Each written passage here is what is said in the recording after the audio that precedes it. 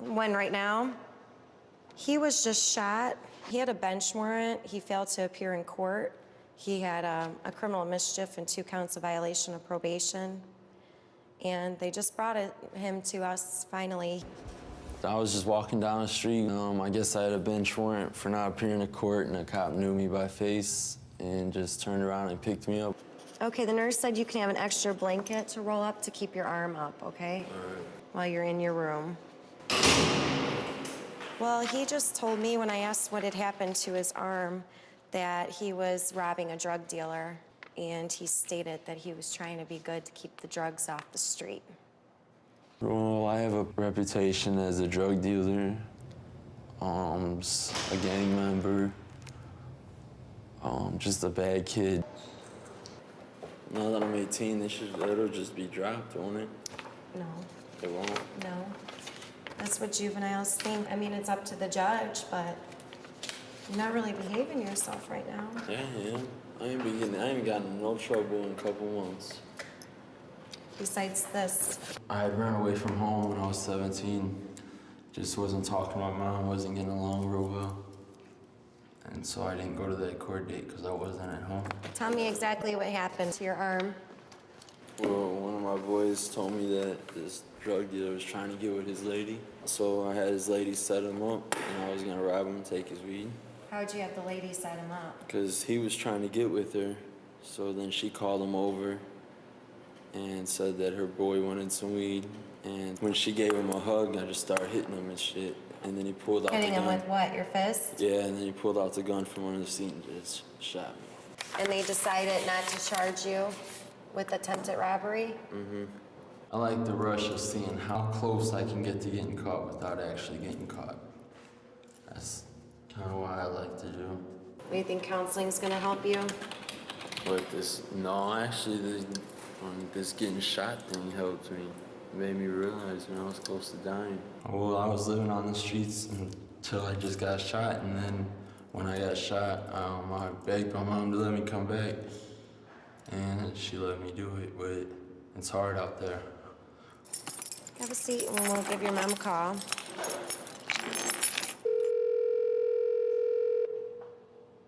Hello? Hi, can I please speak with Deanna? This is her. Okay. Devon was arrested for his bench warrant, and he'll have a detention hearing on Monday morning. Okay. And then have you been having any problems with Devon at home? Absolutely not. Nothing. You don't suspect any drug use, gang activity? Nothing. Nothing at all? Okay. My mom and I, we don't always get along. I mean, well, most of the time we don't get along, but she sticks with me a lot of the time. Would you like to speak to him? Sure. Okay. Hello? Hey. You're gonna be able to make it on Monday? Yeah, I'll be there. All right. If I don't get out, the only thing they can do is give me at most 120-day commitment. Okay. So, I don't know, I guess I'll see you on Monday. Okay. All right, love you. All right, love you too. Bye. Bye. We just started recently speaking. When I got shot, she came to the hospital, and she just started crying and then took me home, and we'd been trying to build our relationship back up. That one hand on top of your head.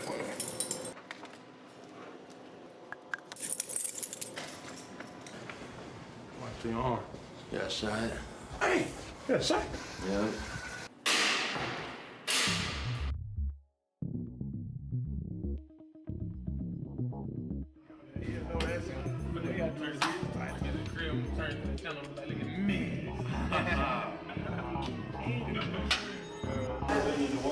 Huh? When I got shot? Shit, I was robbing, dude. I got the weed, I started stealing off of him, and then he reaches over the seat, pulls out a gun, and had it aimed at my chest, but I moved at the last minute and it hit me in the arm. A little flash wound and shit. Hell no, that shit hurt, man. My bone, like, I can't even move my lower arm or nothing. I've been locked up 3 of the past 4 years. 3 of the past 4 years, that's a lot of my childhood. Come on, man. You got to get it together, man. You got to be tired of seeing us, man.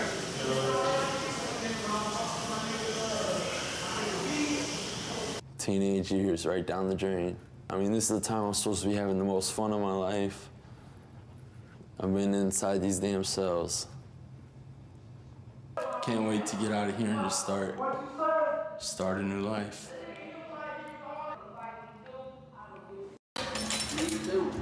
I mean, I burnt all my bridges. Turn this light out. I just kept getting in trouble, bringing trouble all around me. Trying to get through to one person is probably the hardest thing in the world to do. You can start with a child this small, and then you're around it constantly every day, and it just takes one bad seed to say, hey, no, man, come this way.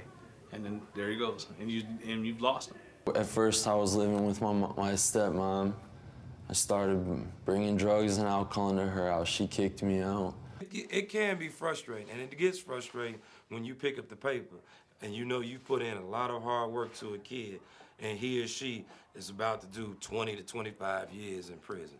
It becomes frustrating. I got one of my closest friends arrested with me. His dad didn't want me there no more because we got him arrested. When I first started, it was like I was trying to help these kids out, you know? I had more of the intention to help these kids out.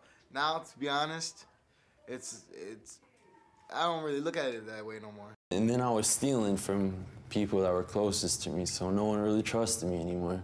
No matter how many times I tell this kid, you know, that, hey, you know, there's other choices, you know, I see him next week come in, you know. Every time I got in trouble, I'd be like, all right, this is the last time. I'll say whatever I can say to get out of trouble. But this time I can't say nothing. I just have to show them. The one thing I like working with children is that once they turn 18, the record is clean. Everything starts new again. I would tell them, you know, now you got a second chance. You're on your way. I know I can make it in life. I know I can do the right thing. What you doing to get that bench warrant, though? Not go to court? You didn't go to court. That's what a bench warrant is. Yeah, that's what I'm talking about. What you have to go to court for? Probation. What you do to get on probation then? Man, I've been on probation for like 5 years. They better not have me on probation for 5 years. I'm not really too worried about these court dates. I don't know. I mean, now that I'm 18, legally, they can't hold me no more than 120 days. As soon as I get this legal trouble out of the way, I know I'm gonna have a good life.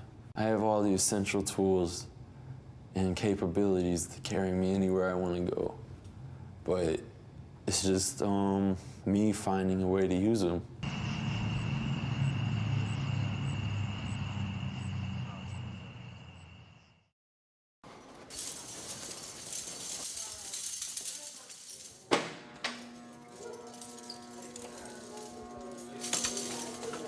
Everybody knee on your knees. And needs care fairly and is unlikely to be provided or accepted without the coercive intervention of the court. Gentlemen. Trying to come out. In detention. From the court must decide. How bad? I mean, Yeah, you can move on. are you sure? Yeah. Okay. Violates curfew laws. No talking in the hallway. Ladies and gentlemen, we're going up to holding. You're going to be going to your detention hearings. We get up to holding, you're going to be in the cells. You're just going to have to wait for your court. I wish I could just go back to when I was 10 years old. With the knowledge that I have now, I could be anywhere if I wouldn't have started messing around with the drugs. Okay, Mr. Starkey, come around here to the elevator, if you will, please. It's not like we wake up that morning and say, I'm gonna go out and do this, I'm gonna go rob this person. Okay, you guys just be patient till you're ready for court, all right? We don't mean to be bad.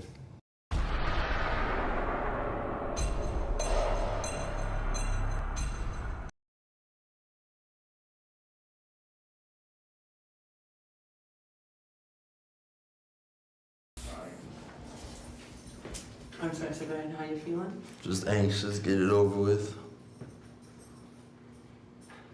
So did you sleep good last night? What were you thinking last night?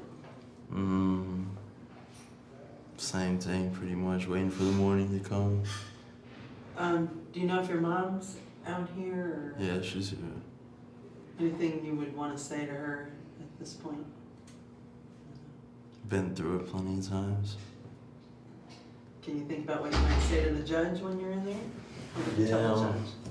Sure, I know he's gonna give me a commitment or something, so I'm just gonna ask him if I can do weekends, cause right now I got GED classes during the week. possible surgery coming up. I mean, I've been doing good at home, ain't been getting in trouble, and I'm pretty sure my mother will vouch for it. Thanks. Do you mind us filming? No. Good morning, Devon. I am Attorney Monroe, and I'm your attorney for today. I spoke to your mother a few minutes ago, so I'm just getting your side of the story. Why are you here? I know that you had a bench warrant, and it was on a, looked like all you were supposed to come back for was a ward of court hearing. Yeah, just a normal review. So why didn't you come? Well, about a month before that, my mom and I kind of got into it, and I left the house and was living on my own, and I was scared that what she was gonna say to the court, so I didn't want to come. And I knew I had turned 18 later that month, and I just thought that it would just be dropped when I turned 18, but I guess not. No. Did anyone ever tell you that? No. Okay. Well, at this point, you're here for your detention hearing. The judge has to make a determination of whether you should go back home or whether you should stay detained until you see your next hearing. Who was your judge? The other judge? Judge Miller. Okay. Now, are you in school? Yeah, actually I'm enrolled in the Portage Adult. I have testing coming up soon. And are you working at this point? No, because of my injury. Now, what happened there? Your mother told me something happened to you. What happened? Well, I was messing with the wrong group of people and I got shot in the arm. So you went to the doctor and you received the proper medical care for that? I have another appointment coming up to determine whether I need surgery.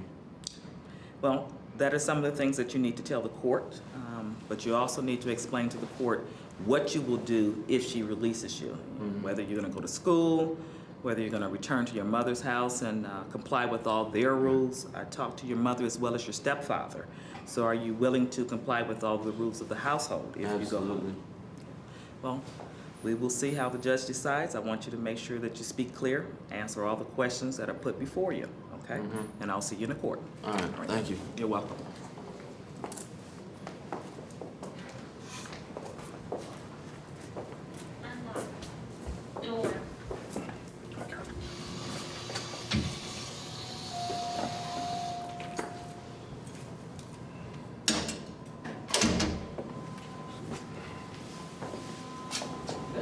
Yeah, do you mind if I ask you a couple questions? No. Okay, you know what this is all for? Yes. Okay, great. Can you just tell me who you are and your relation to me? Well, my name is Attorney Deidre Monroe, and I am the public defender for Mr. Starkey today. And what do you think is going to happen with Mr. Starkey? Well, at this point, Mr. Starkey needs to convince the court that he is, he can be released back into society, that he won't get in trouble again, that he will turn up or show up for all of his court dates. And what do you think the court's going to decide on that? Well, the court is going to look at what he has done in the past and make the decision that she thinks is appropriate. You don't have, if you had to bet your guess, though, do you? I think she may release Mr. Starkey. Mr. Starkey was just here for a ward review. At this point, he does need some more medical care, so I'm going to try to convince the judge to release him today. Great. All right, we're here today because Devon was arrested on a bench warrant. It says here that Devon Starkey's whereabouts have been unknown by the Lake County Juvenile Probation Department. Further, that he has failed to attend his court-ordered counseling. And lastly, that he has failed to attend an educational program on a regular basis. I'll call you to the stand. All right, want to have a seat up here, please?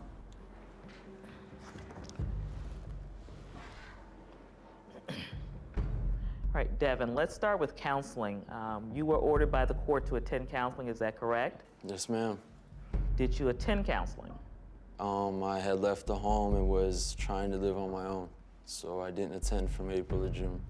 Well, let's talk about why you left the home. Why did you leave your mother's home?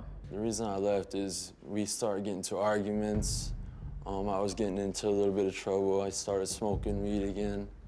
And I left the home because I was scared that when I did go to court, these would be brought up and I would end up getting in trouble. What were you thinking that was going to happen to this case, Devon? I was thinking once upon my 18th birthday, it would just be dropped. But as the case is, it isn't. As it relates to your arm in a sling, what happened to you, Devon? Well, while I was on my own, I was hanging with the wrong group of people and got myself into a situation where I got shot. So you are very lucky that you're alive, aren't you? Yes, ma'am. All right. You may have a seat back there. Thank you. Yeah. The family support in these hearings, or in general with the kids, whether it's in the hearing or outside the hearing, is monumental.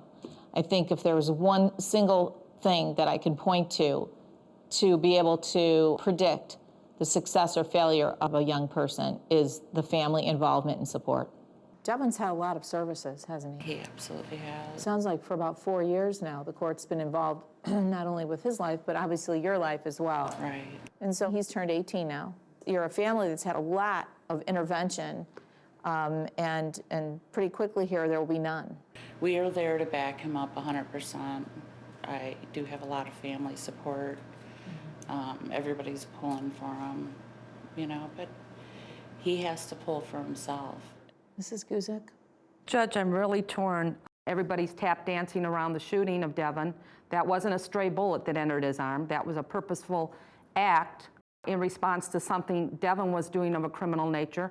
But we also have problems with, he's an adult now. If he sits here for 3 or 4 months, I don't know what that's going to do for him. Yeah, I don't either. Because I agree with Mrs. Guzik, 120 days here, you know, if 2 years in placement didn't help you change your ways, I'm not so certain that any more time here is going to do anything for you. But, you know, hopefully getting shot in the arm has. You know, everything happens for a reason, or at least I believe it does. So today what I'm going to do is, you've been here since when? Saturday evening. So for 2 days you've been here? Today I'm going to grant this petition to modify your probation, and I'm going to order that you be released to the custody of your mother today. Thank you. And I'm going to order that you be released from probation. All right? Thank you. Any questions? Oh, ma'am. All right. This hearing's adjourned. Thank you. Deidre, you know, that was a bit of a tough case because he did have so many priors, but ultimately, what was your thinking and how you would defend him today in court? Well, Devon seemed to be very honest with me when I went and spoke with him. He does seem to really understand what's going on now. I think the shooting really woke him up and gives him an opportunity now to change his life. So I really think that this guy has learned his lesson, and hopefully he will go to the Army, the Navy, the Air Force, or the Marine, or whatever, and have a successful life. That's our hope. Is it even more difficult to represent juveniles because they are impulsive, and you never know for sure if, you know, what you're recommending for them is the right thing? It's got to be challenging. It is challenging. With adults, they've lived their lives, so they pretty much have made the decisions of how they want to go. They understand whether they want to be criminals for the remainder of their lives, but with juveniles, there is that factor there that we want to try to redirect their lives. So it is a little bit more challenging. What's the best part and the worst part about working with juveniles? Best part is those that you get into their head and help them change. The worst part is those who have established or think that being gangbangers or getting in trouble is part of the way of their life. So that's the most difficult part, seeing some of those kids throw their lives away. All right. Yeah. You got a good break. I know. How long have I known you now? Man, you've been coming here since you were about this big when I first met you, right? Yeah. About 13 or 14? Hey, you know what? Stay out of trouble now. I don't want to read about you in the paper being shot, all right? Yeah, I know. Next time being killed.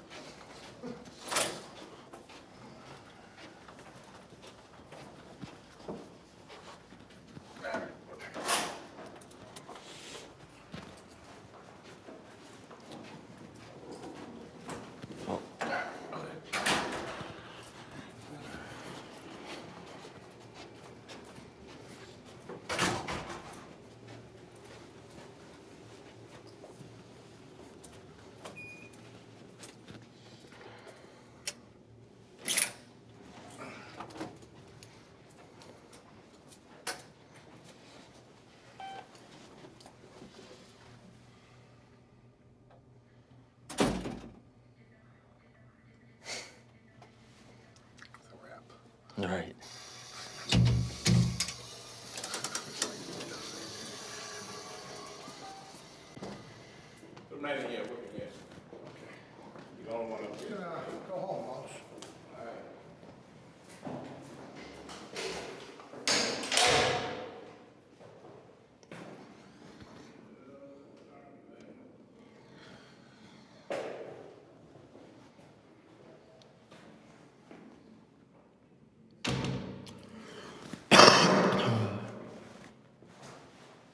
about what happened today, man? I'm thankful. I guess that she was saying it's my last chance. They're letting me go, and anything else I do will be given to the adult court. Were you serious about the Navy? Oh yeah, I've looked into them because I'm actually, like I said, I'm a certified welder. I'm interested in their underwater welding program. Trying to see what that turns out for me. And what's the first thing you're gonna do when you get home today? Man, well, I don't know. Grab something to eat, I guess. And were you surprised that with the outcome, or did you think it was? Yeah, I was a little surprised that she suspended the 28 days. I was thinking I'd probably have to do some time of commitment, but guess she gave me one last break. Seems like you've literally dodged a couple bullets here. Yeah, I've been given a lot of breaks here.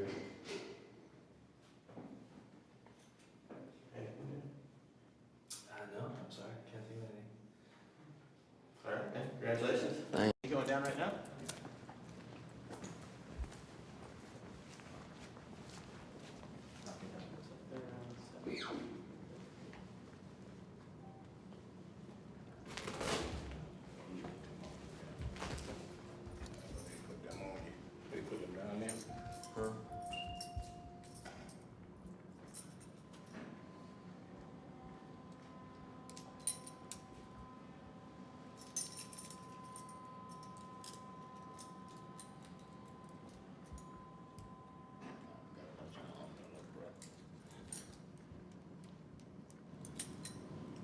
Cuffs on you, in there? Yeah, the bailiff. Judge is scared to death of that, man. Let me get this stuff.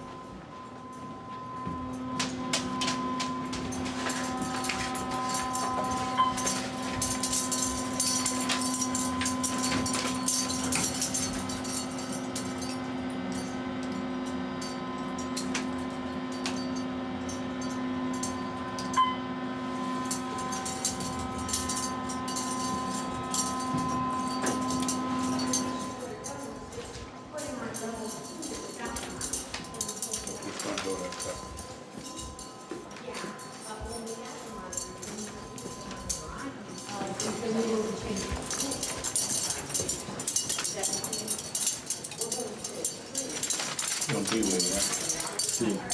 See? Okay.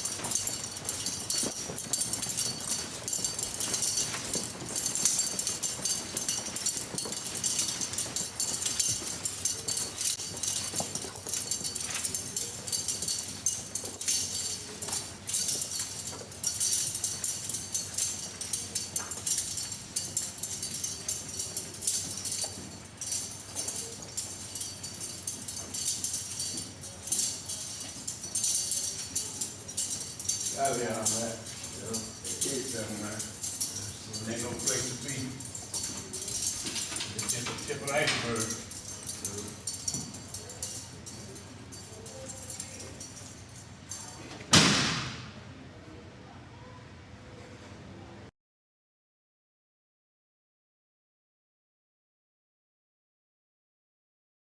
Close it just a little bit. Cut the noise down. Okay. You're back. And you can just look at me and yeah, look at him. Talk to me. What brought you back here, man? Well, I turned 18 on June 26th, and around the end of April, I went on the run. I wasn't getting along with my mom, so I didn't go to my last court date on June 2nd, so a bench warrant. Why do you keep coming back, though? Wrong place, wrong time, different situations. I mean, I guess I'm not thinking, bringing myself back. Next time you get caught for something, it's gonna be to the other side of the street, right? Yeah. Do you think that's gonna deter you, or you're gonna get back?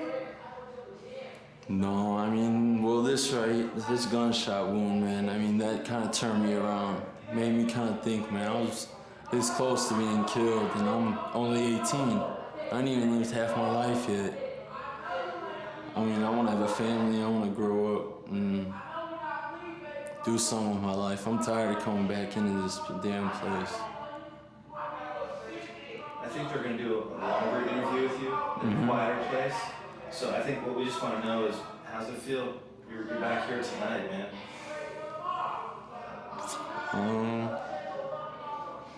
Lonely? You feel lonely? Anything else? Well, I mean, I know I got court on Monday. I mean, I won't be in here too long because it's just a little bench warrant. Most they're gonna give me is a little commitment to do, but can't wait to get out of here and just start a new life.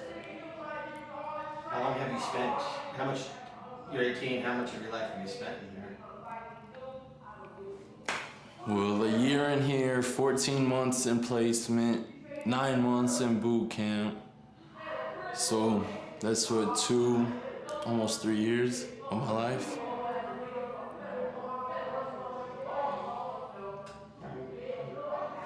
Right, man. You could, just for camera purposes, tell us your name and your age. I'm Devon Starkey, I'm 18. So Devon, we actually met you last night Mm-hmm. when you came in during intake. First of all, talk to us about what's that like? How did this all happen? How did you come through that back door to begin with? Well, I was just walking down the street with my girlfriend and my stepbrother. And I guess I had a bench warrant for not appearing in court, and a cop knew me by face and just turned around and picked me up when I was on my way home. So a bench warrant for not appearing in court. Tell me about. Sorry, making one change.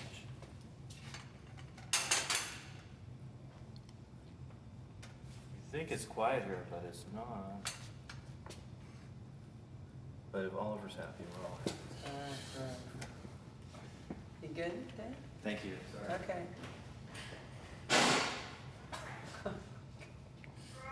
Quiet on set, please. Are we good? So you say you got brought in for failure to appear in court. What court hearing? How did that all come about? Well, my 18th birthday was June 26th, and I went on the run probably the mid to end of April, so I was 17 at the time, and my court date was June 2nd, so I would still been 17. The main reason I really couldn't come to court is, I mean, I was scared. I didn't want to be locked up in placement for my 18th birthday. I was doing good. I wasn't doing good. I mean, I was on my own, living from house to house wherever I could. But I was trying to, actually, I think that was a turning point for me because I seen how hard it was. I mean, I couldn't make it on my own, so. So you had gotten in trouble before in the past, and you had had a court hearing, and they, I take it, put you on probation, Mm-hmm. right? Yeah. And then you had a follow-up court hearing. So it was that follow-up court hearing that you did not go to, and you didn't go to it because you were afraid of what they might say. Right. Is that Well, I mean, I've been on probation since 2003 or 2004. I've had multiple violations. I mean, been sent to placements, boot camps. But this recent one, I got out of a boot camp last August and was doing good, and then I started smoking again. And then that's when I went on the run, scared to fail a drug test and stuff, so then I didn't come to court. because you were on the run? Mm-hmm. Tell me what it's like to be out on the streets. When you say on the run, you literally had no place to live. Tell me what that's like. Well, I burnt all my bridges. At first I was living with my stepmom. I started bringing drugs and alcohol into her house. She kicked me out. I got one of my closest friends arrested with me. His dad didn't want me there no more because we ever got him arrested.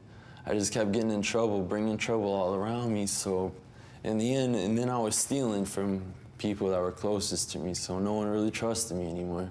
And so the past month or so, I mean, I've really been trying to find a place to live, but man, living out on the streets is tough. I mean, you gotta worry about where you're gonna sleep. I wake up every morning thinking about the night, later that night, where am I gonna sleep that night? It's kind of rough. And what are you gonna eat? Right.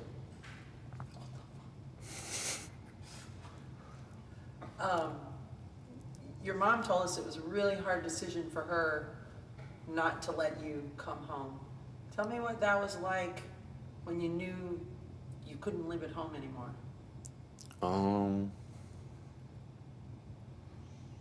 Disappointing in myself, seeing that I've pushed my own mother far away where I wasn't allowed back. That's hard. That was hard for her too. And that's when you went out on the streets. Mm-hmm. Was there a time when you were out on the streets that you called her and asked her to come home? Several times. So tell me about that.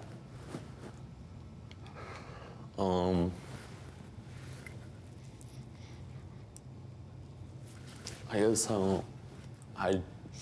in my mind, I wanted to change, but like I just wasn't proving it to her, and she couldn't trust me.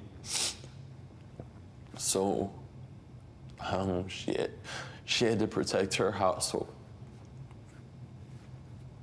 So you were calling and asking, Mom, let me come home, and she said, no, you can't come here. And I mean, I understood her reasoning, but I tried putting the blame on her so that way she would feel bad and let me come back. But in my mind, I knew I had set that into place. You know, you talk about how, for whatever reason, you bring trouble with you and you've burned your bridges. Detention radio check.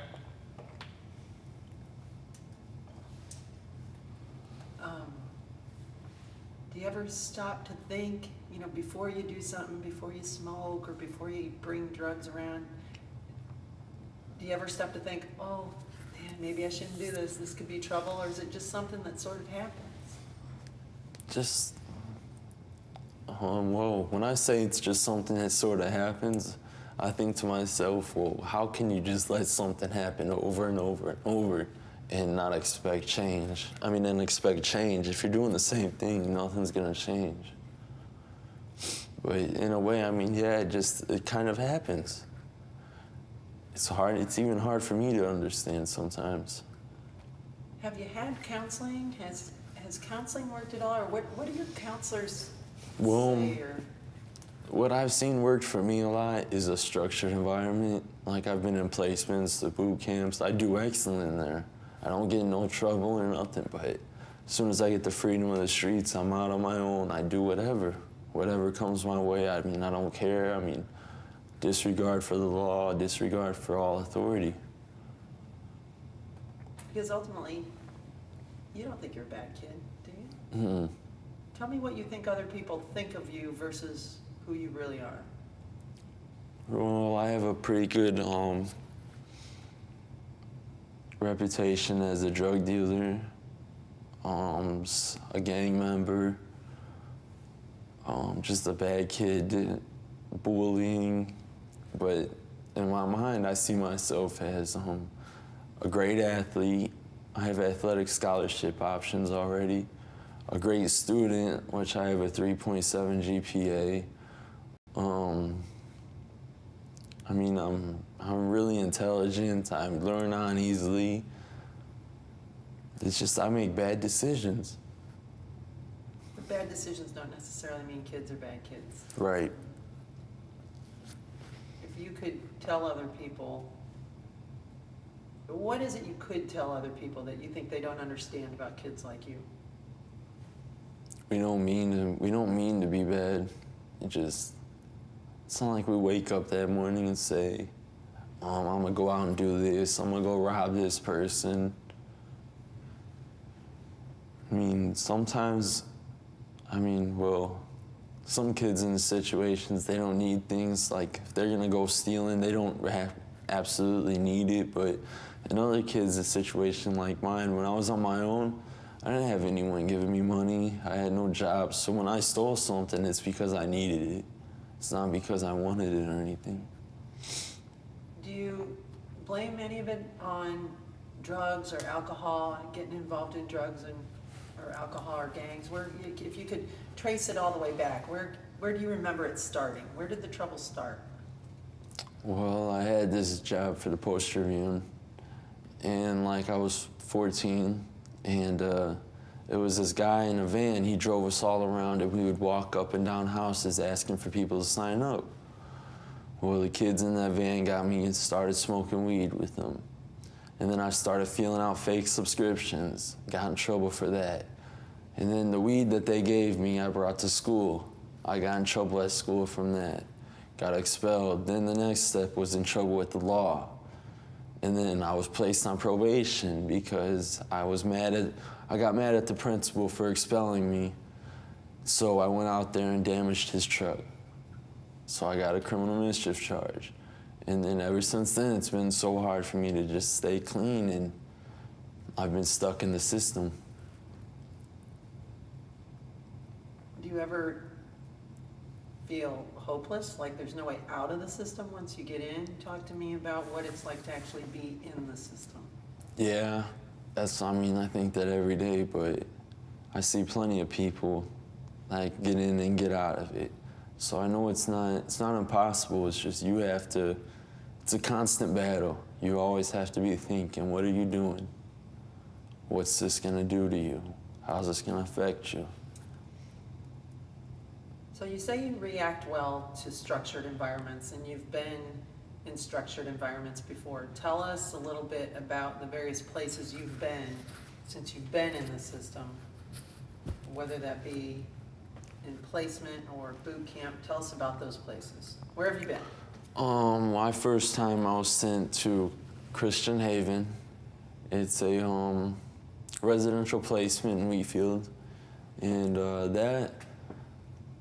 I'm grateful for being sent there because based on the name Christian Haven, it brought me a lot closer to God, brought me closer to myself, thinking about who I am and what I'm doing. I got caught up in school, brought all my grades up, had job opportunities because they taught you vocationals there. I've been there, I was there for 14 months, and then I got out, and right when I got out, started back at the same stuff, back into trouble. I think I was arrested 3 weeks after I got out of there.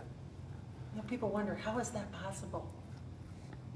Well, you're gone for so long, and then you go right back to the same thing you were at before. Nothing's changed where you go home. It's easy to change when you leave the environment, but you go right back to the same environment, you're gonna be right back in the same situation.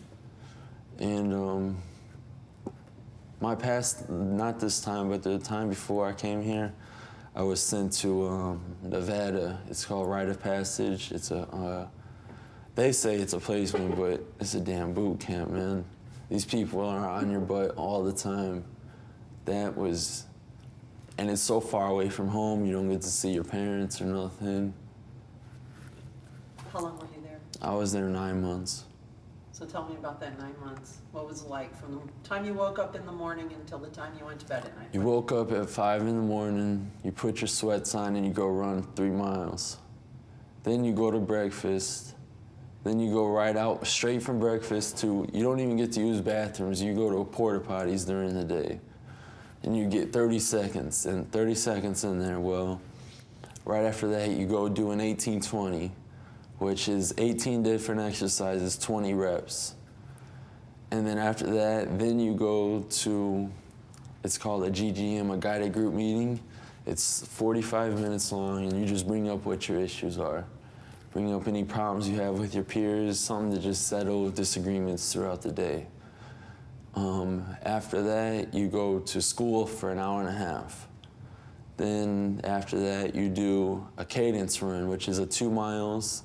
You have to be in like two rows of lines of people, and you gotta be so far apart. You gotta be screaming out a cadence, running 2 miles. Then you go to lunch, then you go do another 18-20 after lunch. I mean, you're pretty sure you get the idea. I mean, I went there weighing 240 pounds, came out 187. Did it do you any good? Physically, yes. Actually, that's where I got my welding degree. The vocational there I took very serious, because I mean, welding's something I found I enjoyed, and pays great. I mean, I got certified when I was out there. The instructor, Ron Stock, and Mr. C, pretty good guys. They taught me a whole new world of things. So when you left there and came back home, did you think that maybe that was going to be the time that... I did, actually. I mean, when I got home, I had a job, I had a mentor, I had a therapist coming to my house, a substance abuse counselor, I had school. My schedule was packed from morning to end, so I mean, it was still structured.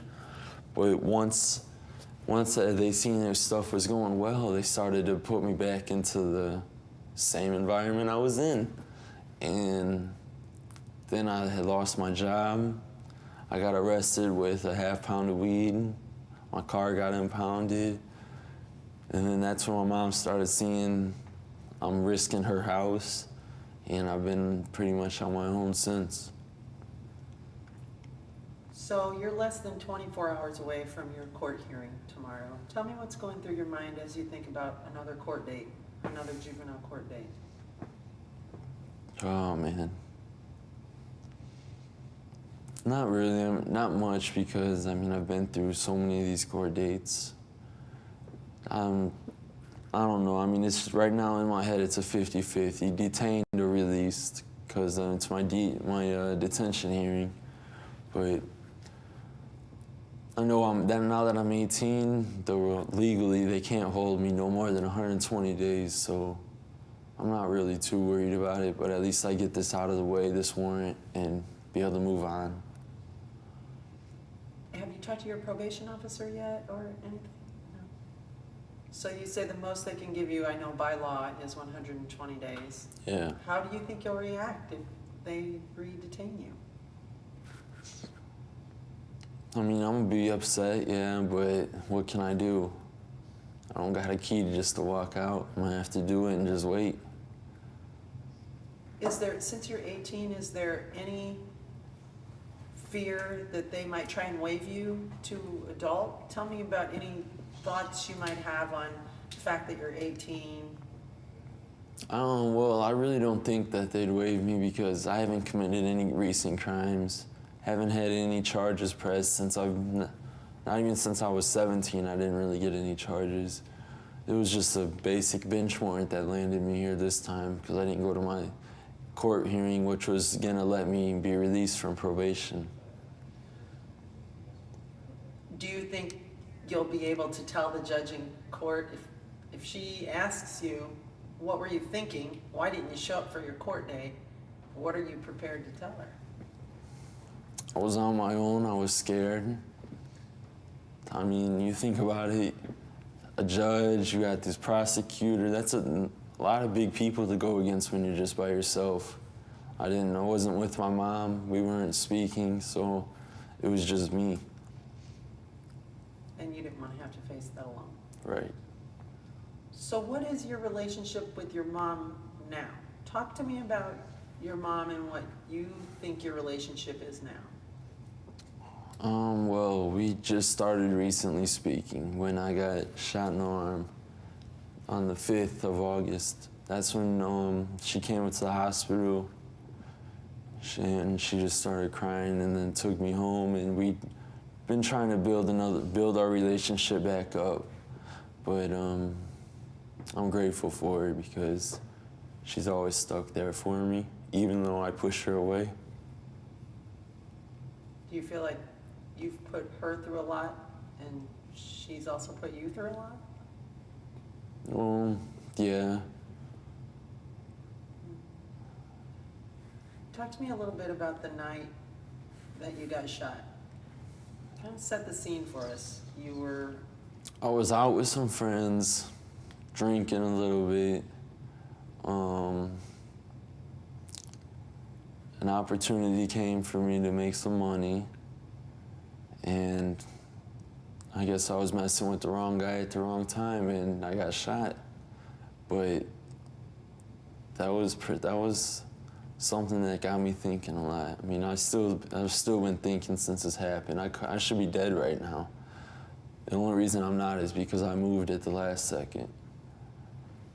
So what do you do? Just pull out a gun and... Yeah, I pulled, because he was in the car and he pulled it out from under the seat and had it right at my chest, like right next to me. But, I mean, it got me thinking, I can't be doing this. I'm 18 years old. I got a lot of years to live. And if I keep messing around with this, I'm gonna end up dead or in jail. What's your biggest fear?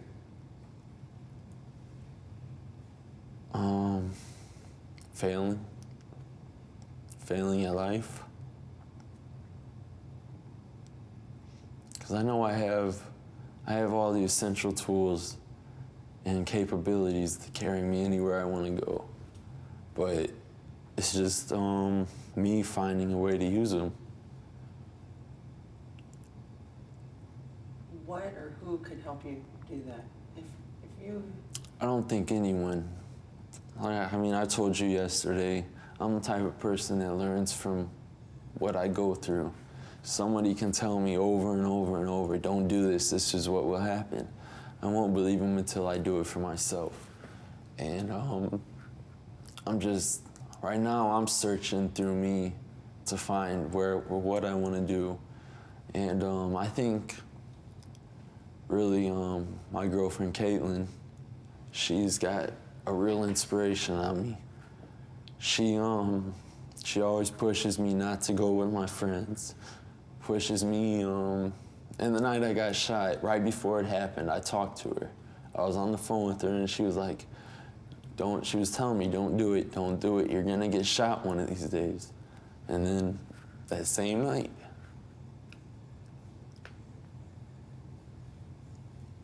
If somebody said, okay, Devon, here's the deal. You get a fresh start. We're gonna set you up, we'll give you a job, put you in any neighborhood you wanna live in.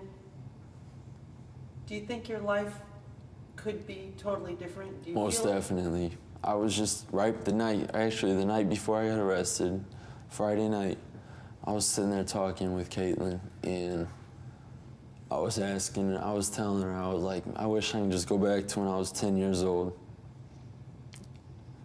With the knowledge that I have now, man, I could be anywhere if I wouldn't have started messing around with the drugs.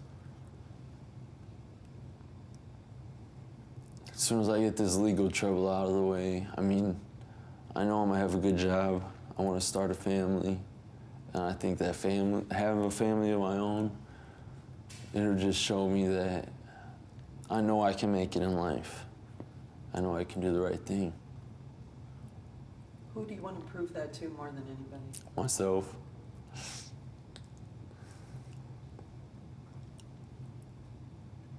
Do you feel like maybe, does it ever make you sad to think that maybe enough people don't believe in you?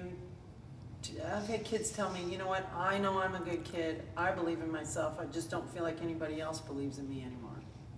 Right now, I'm at that point. My family, they don't believe me. Well, they didn't. My mom's trying to believe me right now. The teachers, and pretty much everyone, they're just telling me, because I've lied so much. I've always, past 4 years, every time I've gotten in trouble, I'll be like, all right, this is the last time. I'll say whatever I can say to get out of trouble. But this time I can't say nothing, I just have to show them. Are you afraid of what the prosecutor might say? No.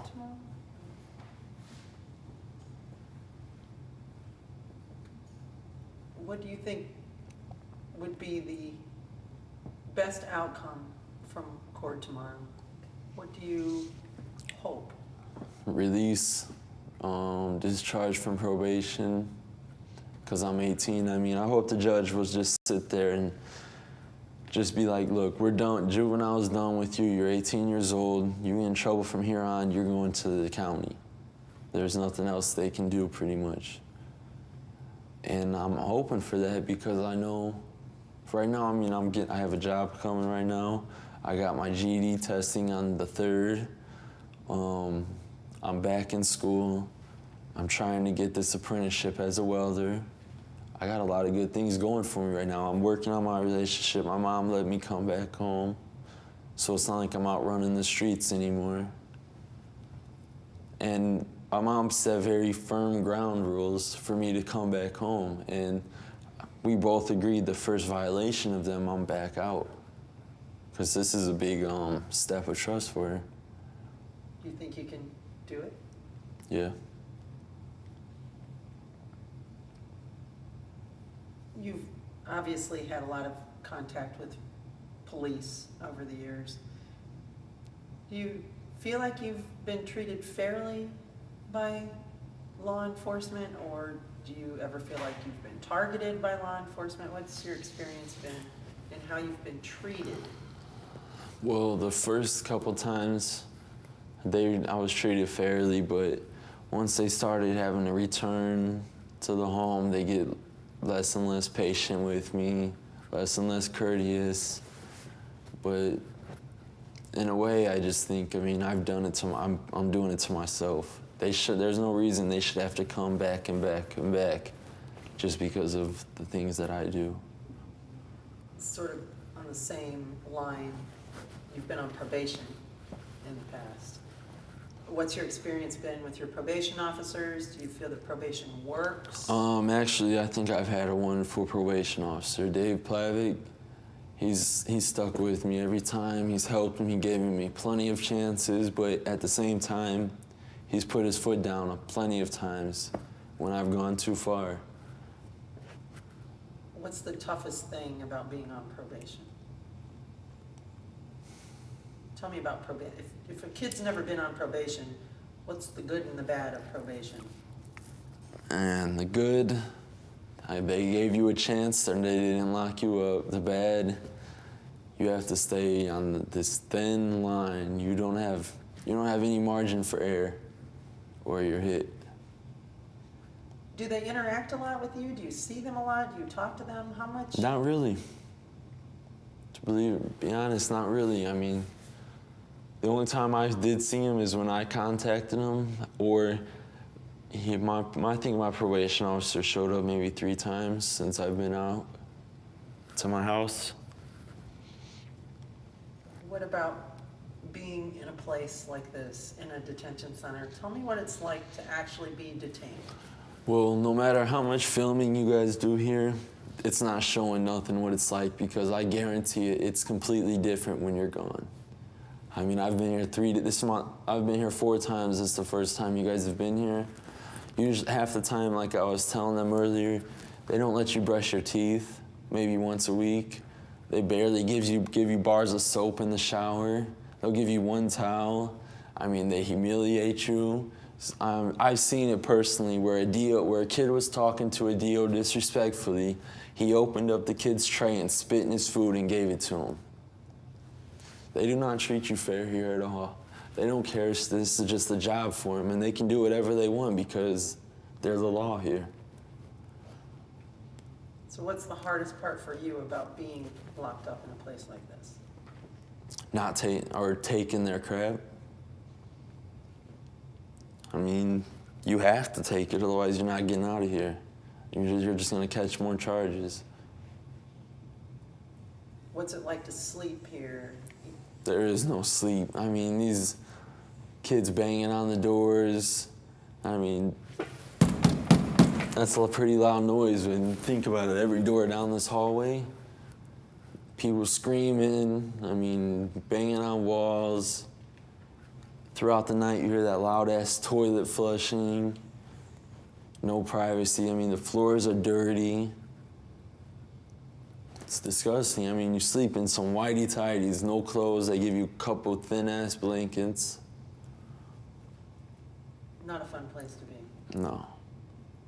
So for kids out there who think it might be some badge of honor to come to detention, what would your advice be to other kids who'd be watching a show? Me personally, I don't like telling people I've been here. It's actually a shame on you. I mean, I wouldn't want to come here. This is no place to be. What advice would you give other kids who might be heading down a similar path that you've gone down? Say a 13-year-old gangster wannabe is watching this. What advice do you have for kids? Well, you see where it got me. You go ahead and keep doing what you want to do. You're going to end up just like me, in and out of placements. I mean, I've been locked up 3 of the past 4 years. 3 of the past 4 years, that's a lot of my childhood. Teenage years right down the drain. I mean, this is the time I'm supposed to be having the most fun of my life. I've been inside these damn cells. Does any of it do any good? Does any kind of lockup, do you think No. any kind of lockup works for a kid? No. What does lockup do? Lockup is nothing but time. You come here, you do a little bit of time, you get right back out, you're doing the same thing. It's just a matter of when they catch you. That's how I thought of it. The help that I got really was, I mean, the harder situations that I personally went through. The boot camp, that kind of helped me, disciplined me more, gave me a lot of respect for authority. Kids, when they're locked up, all they think is, oh, my freedom's gone, but they can't keep it forever, so I got away with it. I'm gonna get out eventually. I know you said you might have a baby on the way. Yeah. When you think about having your own kids and knowing what you've been through, what kind of a parent do you think you'll be? I know I'm gonna be an excellent father. I know that for sure. I mean, my dad right now, he's in jail, about to be sentenced to prison soon. And I know right now, I look at myself and I was this close to getting into jail. I mean, I was in the adult system at 17 for that ½ pound of weed, and they were trying to charge me for distribution. And I'm thankful for the second chance they gave me. But I know I don't want my kid to grow up fatherless. And I mean, I'm gonna share every little thing that I went through with my kid and tell him where it got me, where it didn't get me. Do you ever blame any of your problems on your dad taking off? Or No. No. has he been any influence in your life at all? Yeah, I mean, I lived with him for a few years. I mean, we've always had contact. We've always talked. He just recently went to jail. And he always got on my butt about the stuff I did. Always got on me, but that really wasn't enough, I guess, because he would just yell at me, but it'd be a disappointment for me just for that few minutes he was yelling. Right after he got done, I was back to doing it. So How do you feel deep down inside about your dad serving time? What's that like? He's a big boy. He can handle it. It's his. I mean, he made the mistake. He's gonna have to do it now. I mean, that's the same way I think about myself. Any final words you want to say before court tomorrow, or for anybody who might be watching, who hopefully now has a better understanding of kind of what it's like for you to go through this? Anything you want to say at all to people? When the bad choices that we make, I mean, just because we make them, it doesn't distinguish your whole life. I mean, a lot of people don't know all the good things that I've done. I mean, I've won state titles for computer programs that I've made. I do have done a lot of good, but people just see the negative and base that on your entire life. It's really not that way. If we were to come visit you, say 10 years from now, what do you think your life would be like down the road? Stable. I know I might have a family, have a house, have a reliable job, and If you could even just say, if you come to see me 10 years from now, or if you come to see me a year from now. no, when you come and see me 10 years from now, you will see me with a house, a family of my own, a stable job, and just the perfect picture of life.